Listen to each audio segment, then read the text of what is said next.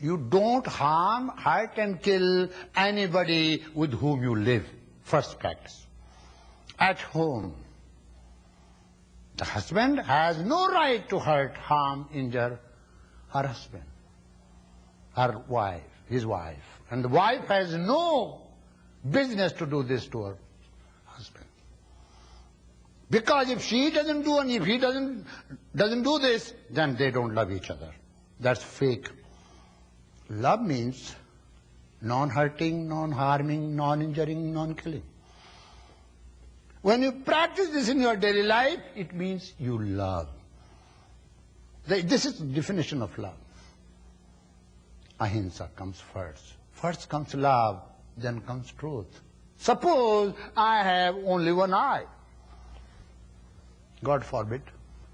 And here suddenly you say, oh, you man with one eye, come over here. Will I feel good? You are speaking truth.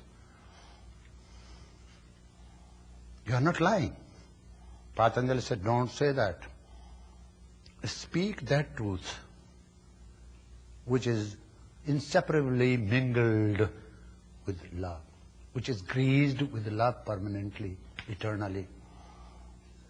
That truth is not needed, which is a harsh truth, which hurts anyone. First principle is not to hurt. This was translated by Tulsidasa. Many people say that Tulsidasa was a great poet. I said, anybody is a great poet. You see, how great can you be? What greatness can you show? You can only change the basket, the eggs are the same. When you study the scriptures, you cannot go anywhere. It's already there. Nothing new you can think. Whatever you have heard, seen, imagined, thought of, read,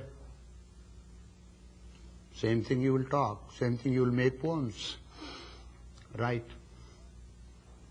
So when you understand this first ahimsa, you know love, how to love others. It's very difficult to love. It's very easy to expect. In the world, expectation is called love. If wife caters, Indian wives cater their husband. If she goes on catering, husband says, my wife loves me. Because all the time she is serving him. A poor girl, for some reason, cannot serve her husband, and he says, you don't love me anymore. Same thing happens. Wife expects too much from husband. Have you heard the word German Shepherd? It's not the dog, it's the Indian woman. She looks at her husband like this all the time. It's difficult to survive in that situation. You see. But she thinks it's a love. You see.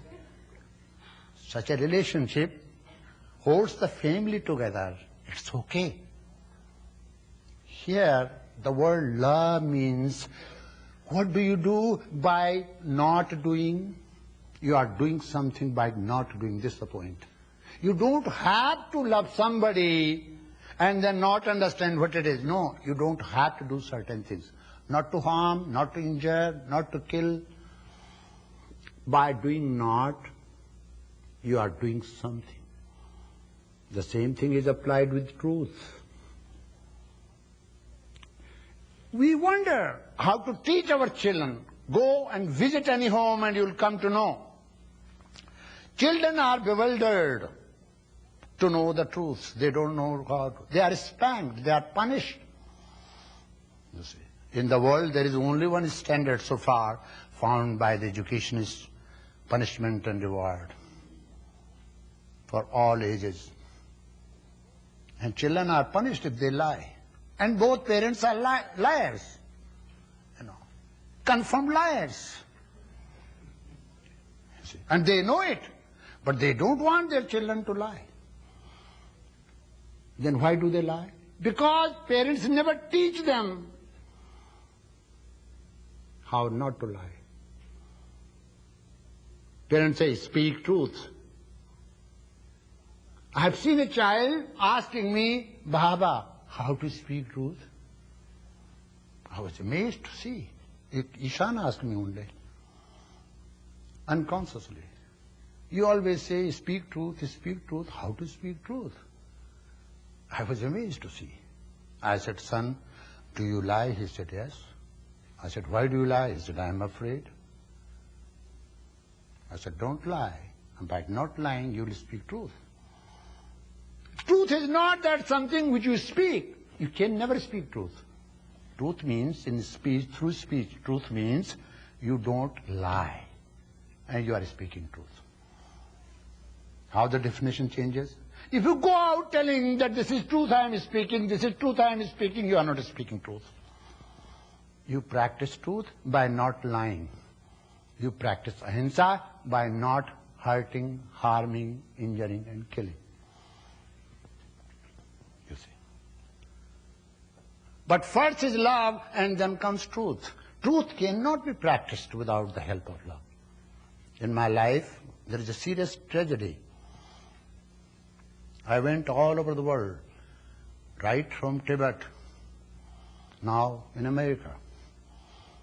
I met many intellectuals, I met many giants and great writers, poets, great, popes, Pandits and Swamis and leaders and Shankaracharyas.